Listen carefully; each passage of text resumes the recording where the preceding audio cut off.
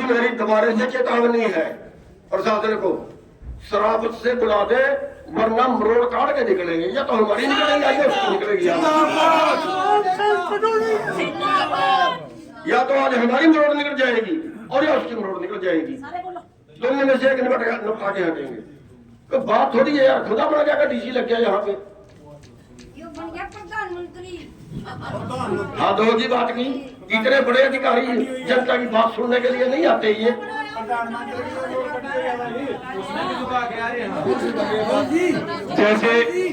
जैसे कि माता जी ने कहा कि पड़ गया प्रधानमंत्री, फिर प्रधानमंत्री को तो कूड़ियां तक चढ़वा कर नहीं आए थे दिल्ली तक, इसका तो सोचता ही कुछ नहीं। और अगर ये हमारा इतिहास नहीं जानता तो फिर इसके पास कुरुक्षेत्र डीसी का नंबर होगा। अभी ज्यादा दिन नहीं हुए, 2-4 महीने नहीं हुए हैं। इसे पूछ लेना रात के 11 बजे जब सांसें फूल गई तब जाके पिछले दरवाजे से आकर माफी मांग कर गई और कही कि मैं आप लोगों की ताकत को पहचानने पाई, मैं दूर से थी। तो डीसी साहब का नाम का तो पता नहीं, लेकिन डीसी साहब बार बार आपसे कह रहे हैं, या फिर एक काम कर ले, आज ज्ञापन ले जा, फिर टाइम रख ले भाई, मैं आप लोग ज्ञापन देना ही और मैं आऊंगा नहीं, फिर तो आना की बात। आज तो हमें ये था कि डीसी साहब यहाँ होंगे, ज्ञापन देंगे और अपने अपने घर चले जाएंगे। अब एक काम के 2 काम मत कर डीसी साहब, ज्ञापन ले जा, और अगर कोई इसी तरह की मरोड़ मन में है, वहम मन में है, नरेंद्र मोदी से मिलकर आ रहे थपकी आ रही है पीछे से, फिर टाइम रख ले। हम कहेंगे कि हम उस दिन आएंगे और आप कहना कि मैं यहाँ आपको मिलूंगा नहीं, फिर आपको और हमारा सबका पता लग जाएगा। नमस्कार साथियों, मैं राजेश सोनीपत से, राजेश दैया बदलाल, नाम है बदलाल मेरा।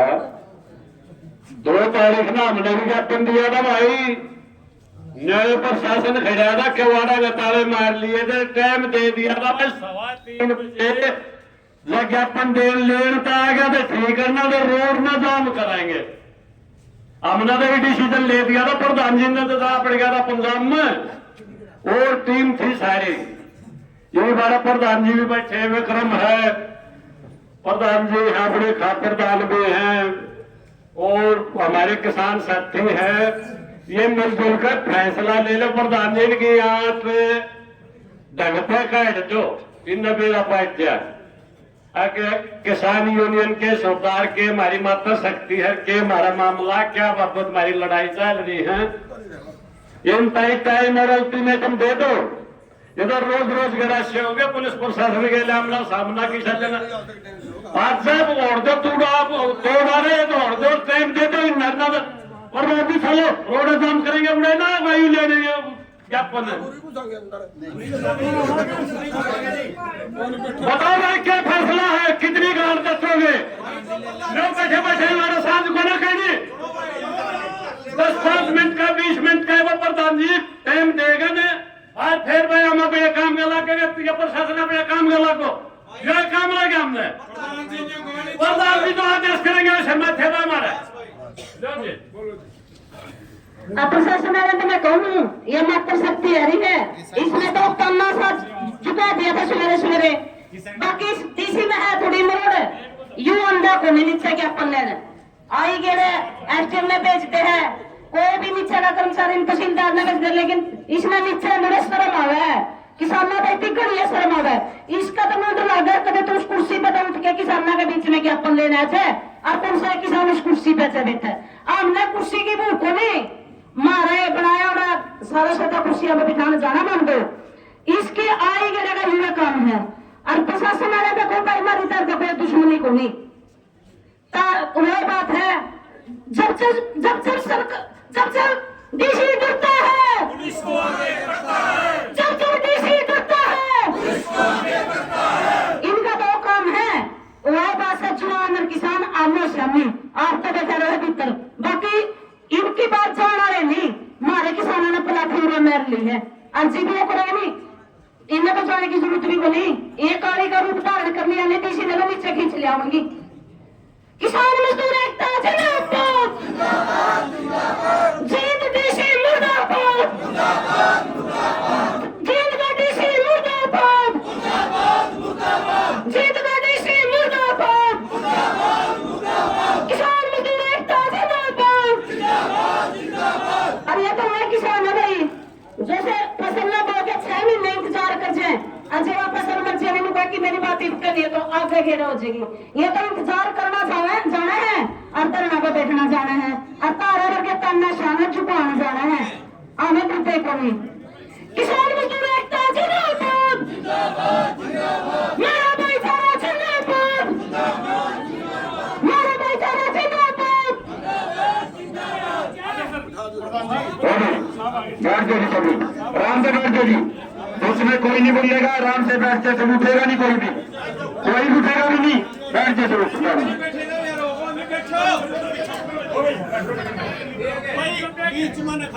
अरे ठहर करो बनो, बैठो।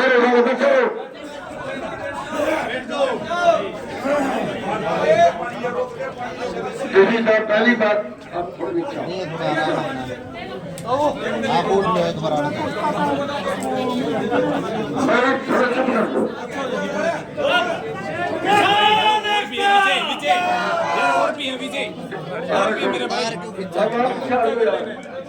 देखिए साहब, पहली बात तो मेरे को अफसोस है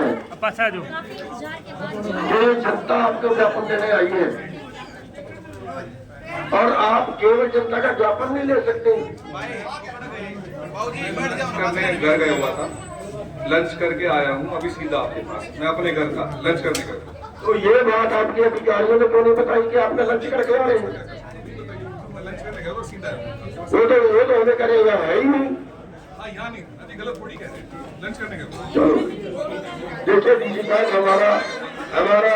हमारा अनुरोध ये है कि हम कोई झगड़ा करने नहीं आए, हम अपनी बात रखने आए हैं, आपके माध्यम से सरकार को पहुंचाने आए हैं।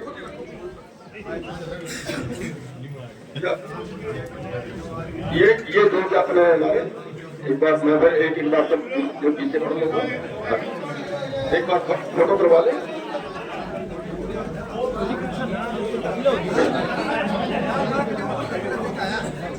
किसान नेता चुप चुप। चलो इसमें जो मेरे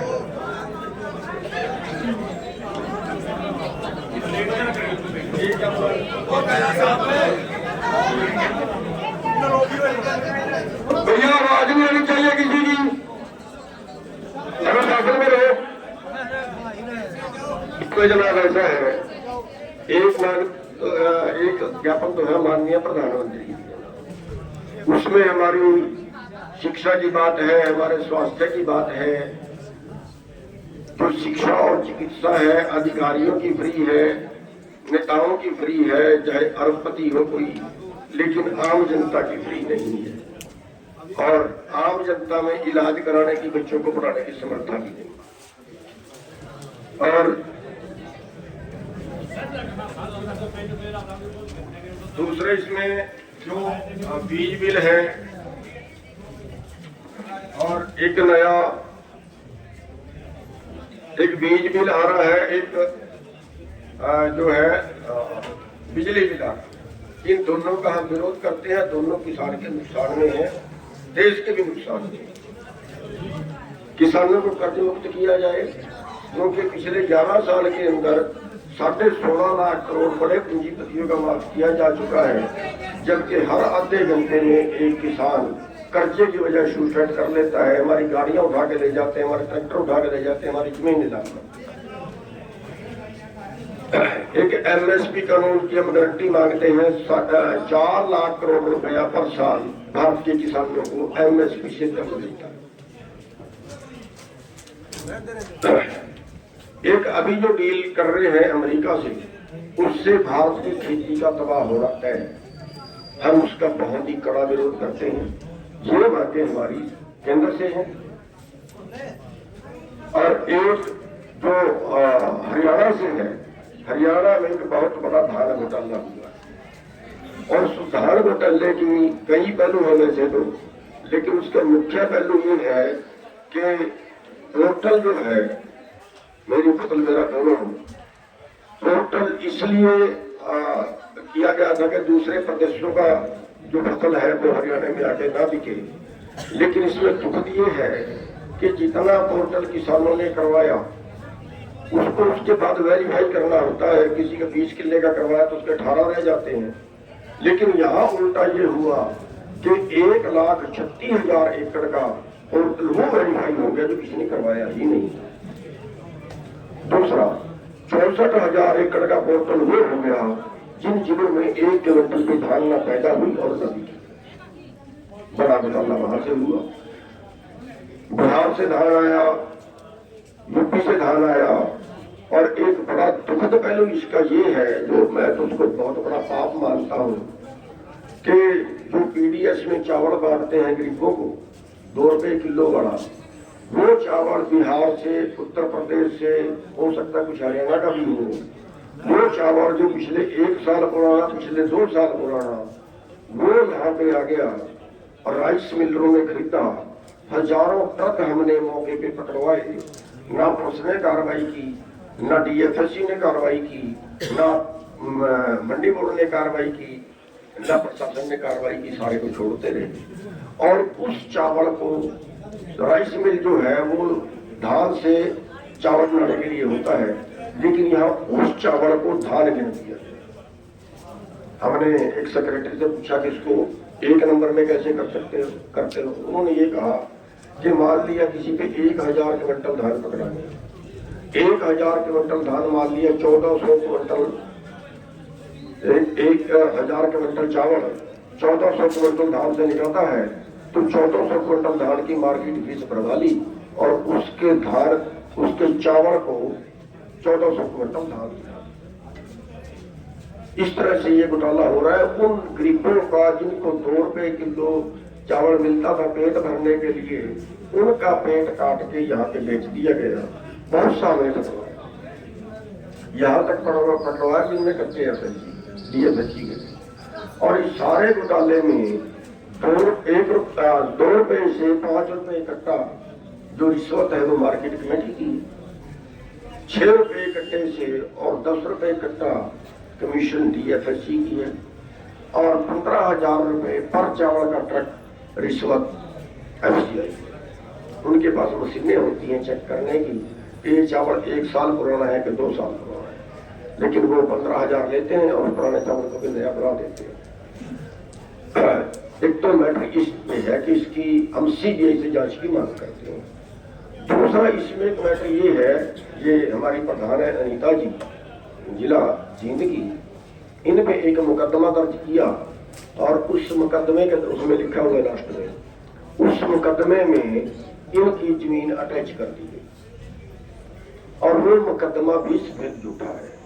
झूठा इसलिए है, यहाँ पे दुष्यंत जी ने आना था टोल पे, कटकर टोल पे, वहां से कोई यात्रा शुरू करनी थी, तो इन्होंने 1 दिन पहले ये राय किया कि हमने विरोध करना है कि नहीं करना है। इन्होंने फैसला ये लिया कि नहीं, हमने विरोध नहीं करना है। तो दूसरी पार्टी ने फैसला लिया कि हमने विरोध करना है। अगले दिन वो आए, ये तो वहां तक गए भी नहीं, वो पर्चा इनके ऊपर दर्ज कर दिया गया, वही पंचायत की वीडियो बना के वो अगले दिन की दिखा दी गई, उस पर पर्चा दर्ज कर दिया गया, ये उसमें शामिल नहीं, और इनकी जमीन अटैच कर दी गई। हम इसके लिए सीएम साहब तक मिल चुके हैं कि ये केस वापस ले लो, लेकिन अभी तक वो लिया नहीं गया है। और ये जो है एक तरह से मतलब बिल्कुल प्रताड़ना है। आप उसकी इंक्वायरी करवा सकते हैं, उसकी जांच करवा सकते हैं, अगर वो केस झूठा है तो उसको प्लीज उसको वापस लीजिए। तो ये हमारी आज की मांगे हैं। हम एक बुढ़ापा पेंशन का मैटर है, उन्होंने कहा है 3 लाख से ऊपर जिसकी आमदन है साल की, जिस परिवार की, उसकी पेंशन काट दी जाएगी। तो बड़ा दुखद पहलू इसमें यह है कि एक मंत्री की 1 करोड़ की आमदन है, 5 बार एमएलए रह चुका है, उसकी 5 पेंशनें हैं, 1 करोड़ की आमदन भी है, उसकी तो कोई पेंशन नहीं कटती। एक अधिकारी 3 लाख रुपए तनख्वाह ले रहा है और रिटायर हो गया, 50 लाख मिल गए, उसका बेटा भी 3 लाख तनख्वाह ले रहा है, वो भी ऑफिसर है, उसके परिवार की आमदन तो बहुत है, जितनी उसकी 1 महीने की तो इसकी 1 साल की गिन दी गई, लेकिन उसकी पेंशन भी नहीं कट। तो ये बुढ़ापा पेंशन क्यों कट? हमारा कहना है इसको बहाल कर दें। इसका सारे का 23 मार्च तक का टाइम है। अगर सरकार बुलाना चाहती है वो बुला सकती है, हम बैठ के बात करने के लिए तैयार है, सुलटाने के लिए तैयार है, हम उलझाने के पक्ष में नहीं। अगर बुलाना चाहती है तो 15 मार्च तक बुला लें, ये नहीं है कि वो 22 मार्च को बुला लें फिर हमारे मुश्किल हो जाए कि हम बात करने जाएं या हम मोर्चा लगाएं। तो 15 मार्च से पहले अगर वो स्टेट सरकार, सेंट्रल सरकार कोई भी बात करना चाहे, छोटा बड़ा हम करेंगे, उससे कोई दिक्कत नहीं है।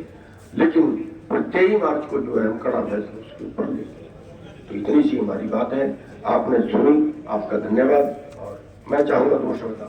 तो आपने ज्ञापन जो दिया है वो रिसीव कर लिया है, ये नियम अनुसार जो सरकार को भिजवाया जा रहा है यार। धन्यवाद। Thank you. किसान एकता जिंदाबाद, किसान